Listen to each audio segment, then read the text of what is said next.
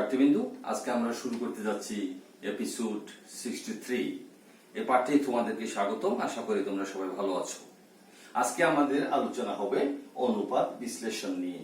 ইংরেজি হচ্ছে ratio analysis. আমরা রেশিও সম্পর্কে জানতে পারি যে দুটি বিষয়ের পারস্পরিক সম্পর্ককে গাণিতিকভাবে যদি প্রকাশ করা হয় তাহলে তাকে অনুপাত বলে। যেমন আমি একটু উদাহরণ আকারে বলি যে আমার এলাকার জনসংখ্যা যা আছে সেটা হচ্ছে কি পুরুষ ও মহিলা। পুরুষ কতজন, মহিলা কতজন। আমি এক্সাম্পল বললাম যে আমার এলাকায় 200 জন পুরুষ আছে এবং 50 জন মহিলা আছে। তাহলে আমার এখানে দুইটার মধ্যে সম্পর্কটা কি রকম, কি সম্পর্ক হবে? আমি দেখলাম যে এই যে ছোট করে নিলাম, তাহলে বলতে পারি যে এটা 4, এটা 1, অর্থাৎ 4:1। এই যে দুইটি চলকের মধ্যে যে গাণিতিক সম্পর্ক সেটাই হচ্ছে অনুপাত। আশা করি তোমরা বুঝতে পেরেছো। এই বিষয়গুলো নিয়ে আমরা আলোচনা করব। আমরা অনুপাত আলোচনা করতে গিয়ে অনুপাতের বিভিন্ন রকম শ্রেণী বিভাগ আমরা আলোচনা নিয়ে আসছি সামনে। আশা করি তোমরা মনোযোগ সহকারে শুনবে। প্রিয় ছাত্রছাত্রীবৃন্দ, আজকে আমরা শুরু করতে যাচ্ছি এপিসোড 63তে তোমাদেরকে স্বাগতম। আজকের আলোচনার বিষয় ফিনান্সিয়াল স্টেটমেন্ট অ্যানালাইসিস, আর্থিক বিবরণী বিশ্লেষণ পার্ট 2। আজকের পাঠে যা জানতে পারবে: অনুপাত কি, অনুপাত বিশ্লেষণের সংজ্ঞা, অনুপাতের শ্রেণীবিভাগ, ব্যবহারিক উদাহরণ। ওকে, আশা করি তোমরা ভালো আছো এবং মনোযোগ সহকারে আজকের পাঠে মনোনিবেশ করেছো। প্রথমে আমরা জেনে নিই অনুপাত বা রেশিও কি। দুটি বিষয়ের পারস্পরিক সম্পর্ককে গাণিতিকভাবে প্রকাশ করা হলে তাকে অনুপাত বা রেশিও বলে। যেমন একটি ক্লাসে ছাত্র 20 জন এবং ছাত্রী 10 জন আছে, সুতরাং ছাত্রছাত্রীর অনুপাত হচ্ছে 20:10 বা 2:1। এখন আমি যদি বলি যে আমার ক্লাসের টোটাল যে ছাত্রগুলো আছে ছাত্রছাত্রীর অনুপাত 2:1, আমাকে আর সংখ্যাটা বলতে হবে না। অনুপাতের আরেকটি সংজ্ঞা আছে, সেটা হচ্ছে কি, যে কোনো দুটি গাণিতিক সংখ্যা বা চলকের মধ্যে সম্পর্ক বিচারের মাধ্যমকে অনুপাত বলে। দুটি গাণিতিক সংখ্যা বা চলকের মধ্যে সম্পর্ক বিচারের মাধ্যমকে অনুপাত বলে। এই যে একটু আগে আমরা যে 20 জন এবং 10 জন বললাম, এখানে দুটি গাণিতিক সংখ্যা, কিন্তু এদের মধ্যে সম্পর্কটাকে বিচারের মাধ্যম হচ্ছে অনুপাত। অনুপাত শতকরা হারে বা ভগ্নাংশের আকারে প্রকাশ করা যেতে পারে। প্রিয় ছাত্রছাত্রীরা, একটি উদাহরণ দেখো। যেমন একটি কারবারের বিক্রয় 1 লাখ টাকা এবং নিট মুনাফার পরিমাণ 20,000 টাকা। এক্ষেত্রে বিক্রয় ও মুনাফার অনুপাত অথবা net income ratio equal to net income divide by sales into 100। Net income হচ্ছে 20,000 টাকা, নেট সেলস হচ্ছে 1 লাখ টাকা, ইন্টু 100 আমরা পাচ্ছি 20%। তাহলে কেউ যদি আমাকে জিজ্ঞেস করে আপনার প্রফিট কিরকম হয়, আমি বলবো যে আমার প্রফিটের পরিমাণ 20%। এক্ষেত্রে আমার টোটাল প্রফিটের পরিমাণটা আমাকে 20,000 টাকাটা বলতে হলো না, আমি বললাম 20% প্রফিট করি। ওকে, এখন আমরা অনুপাত বিশ্লেষণের সংজ্ঞা নিয়ে আলোচনা করব।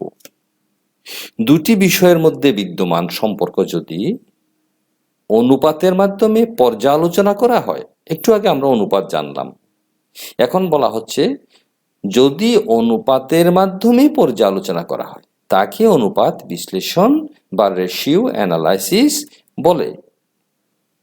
প্রখ্যাত হিসাব বিজ্ঞানী প্রফেসর খান অ্যান্ড জেইন এর মতে অনুপাত বিশ্লেষণ হচ্ছে আর্থিক বিবরণীর ব্যাখ্যা বিশ্লেষণের জন্য অনুপাতের পদ্ধতিগত ব্যবহার। অনুপাতকে ব্যবহার করতে পারি আমরা কেমন, কি জন্য? অনুপাত বিশ্লেষণের জন্য, যাতে করে প্রতিষ্ঠানের সকল দুর্বল দিক, বিগত সময়ের দক্ষতা এবং চলতি আর্থিক অবস্থা নিরূপণ করা যায়। ওকে, এটা হচ্ছে অনুপাত বিশ্লেষণ বা রেশিও অ্যানালাইসিস। এখন আমরা জানবো অনুপাতের শ্রেণী বিভাগ, ক্লাসিফিকেশন অফ রেশিও। প্রথমে হচ্ছে কি উদ্বৃত্তপত্র বিষয়ক অনুপাত, ব্যালেন্স শিট রেশিওস। অর্থাৎ উদ্বৃত্তপত্রে যে আইটেমগুলো থাকে তার সাথে একটির আরেকটি সম্পর্ক। ওখানে দুইটি পক্ষ থাকে, একটা হচ্ছে কি অ্যাসেট পক্ষ আর একটা লাইবিলিটি পক্ষ। এই দুইটি পক্ষের মধ্যে যে অনুপাত নির্ণয় করা হয় সেটা হচ্ছে, যেমন চলতি অনুপাত, কারেন্ট রেশিও, তড়িৎ অনুপাত, কুইক রেশিও, দায় মালিকানা অনুপাত, ডেপ্ট ইকুইটি রেশিও, সম্পত্তি মালিকানা অনুপাত, অ্যাসেট প্রপার্টি রেশিও, মূলধন গিয়ারিং অনুপাত, ক্যাপিটাল গিয়ারিং রেশিও। এ হচ্ছে উদ্বৃত্তপত্র বিষয়ক অনুপাত। নেক্সট হচ্ছে কি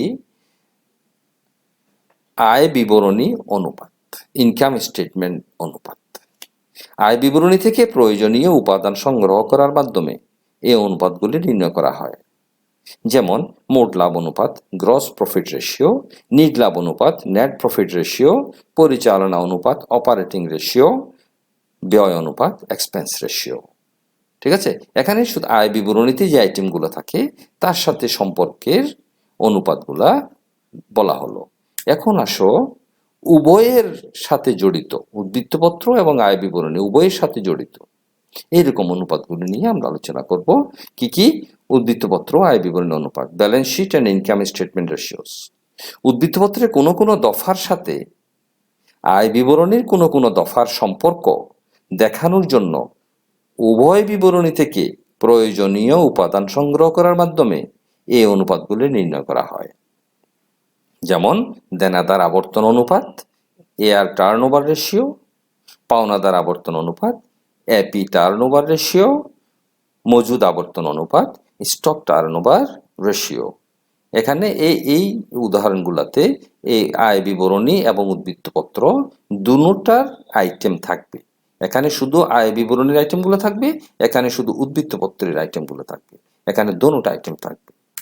নেক্সট আমরা একটা ব্যবহারিক এক্সাম্পল দিতে চাই, ব্যবহারিক উদাহরণ দিতে চাই।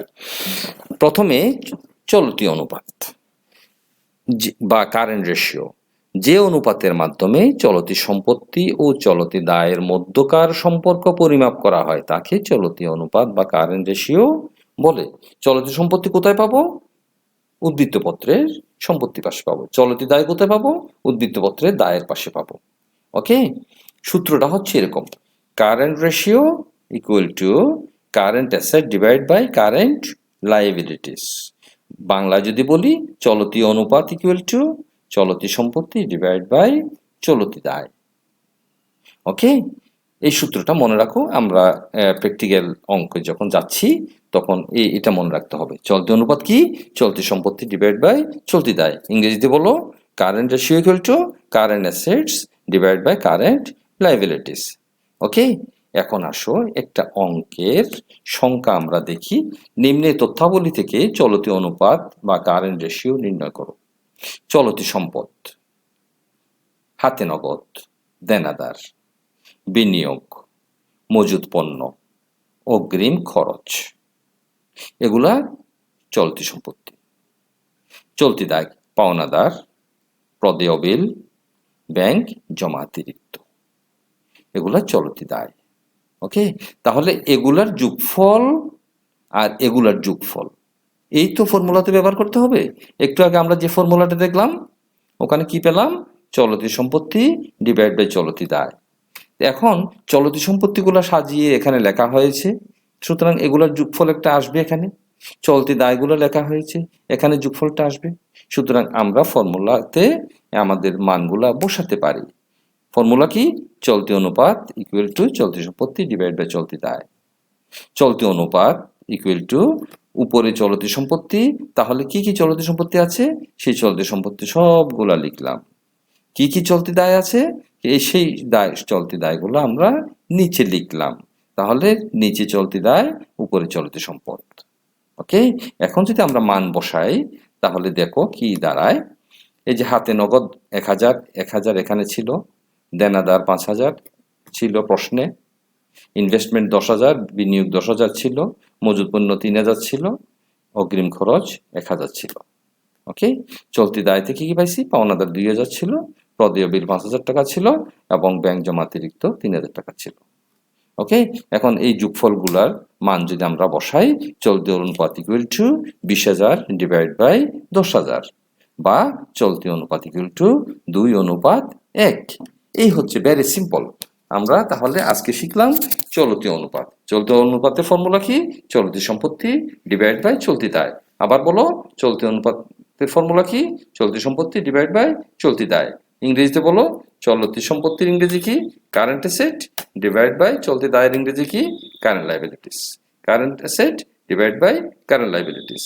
আমরা এটার মান কত পেলাম, আনসার কত পেলাম, চলতি সম্পত্তি আর চলতি দায় ভাগ করে আমরা কত পেলাম, 20,000 আর 10,000 ইকুয়াল টু উপরে 2 নিচে 1 ইকুয়াল টু 2:1।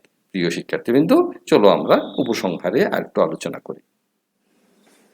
প্রিয় শিক্ষার্থীবৃন্দ, আমরা এতক্ষণ অনুপাত, অনুপাতের বিশ্লেষণ এবং অনুপাতের শ্রেণীবিভাগ এগুলি নিয়ে বিস্তারিত আলোচনা করলাম এবং ছোট ছোট কয়েকটি উদাহরণও এই আলোচনায় আমরা এনেছি। আশা করি তোমাদের বুঝতে অসুবিধা হবে না। সর্বশেষে আমরা একটি ছোট্ট অঙ্ক করেছি, যেটা হচ্ছে কি চলতি অনুপাত নিয়ে, ইংরেজি হচ্ছে current account, current ratio. Current ratio, চলতি অনুপাত। এই অনুপাতের একটা ছোট্ট অঙ্ক আমরা করেছি, যে আশা করি তোমরা বুঝতে পেরেছো। এবং এই জন্য আমাদেরকে একটা বিষয় বারবার চিন্তা করতে হবে যে আমার আর্থিক বিবরণী কি, ওখানে কয়টি অংশ, যেমন income statement, owners equity statement এবং ব্যালেন্স শিট, ওখানে কোন কোন আইটেমগুলো থাকে এবং আমার অনুপাতের মধ্যে ওই আইটেমগুলো থেকে কোন কোন আইটেম আসবে। এক্সাম্পল, আমার নেট প্রফিট রেশিও।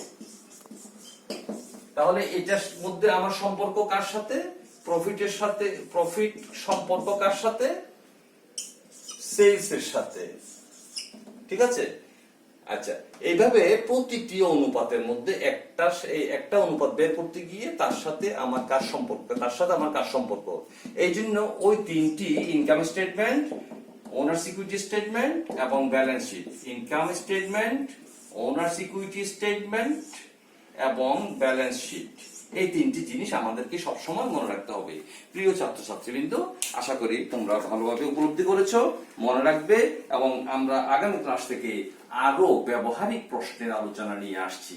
সবাইকে ধন্যবাদ, আমার প্রিয় ভিউয়ার্স এবং সম্মানিত অভিভাবকবৃন্দ, আপনাদেরকে আসসালামু আলাইকুম।